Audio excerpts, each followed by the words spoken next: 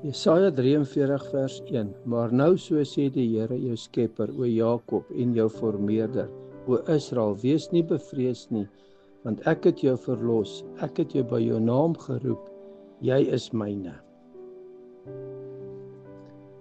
Jeremia 1 vers 8. Wees vir hulle nie bevrees nie, want ek is met jou om jou uit te red, spreek die Here.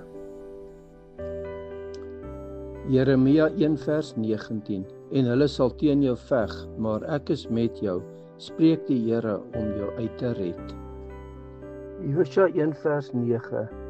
Ek het jou nie beveel nie, wees sterk en vol moed, wees nie bevrees of verskrik nie, want die Here jou God is met jou, oral waar jy heen gaan.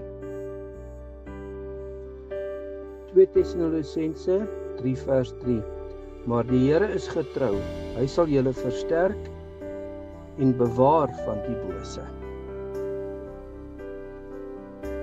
Jesaja 41 vers 12. Want ek die Here jou God, gryp jou regterhand aan. Ek wat vir jou sê, wees nie bevrees nie, ek help jou. Psalm 94 vers 18. As ek dink my voet wankel, dan ondersteun u goedertierenheid my, o Here.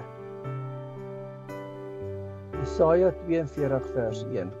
Daar is my knegt wat ek ondersteun, my uitverkorene in wie my siel 'n welbehae het. In hierdie dae hoef ons nie bekommerd of bevrees te wees nie, want die Here sê ek is met jou, ek help jou en versterk jou met my reddende regterhand.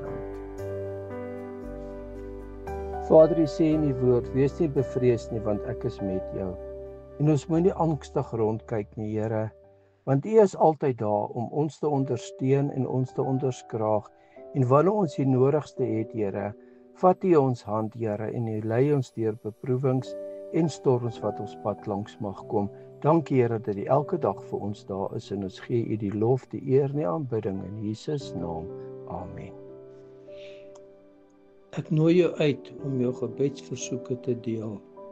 Ek sal saam met jou in gebed staan, met die geloof dat God in jou lewe werk.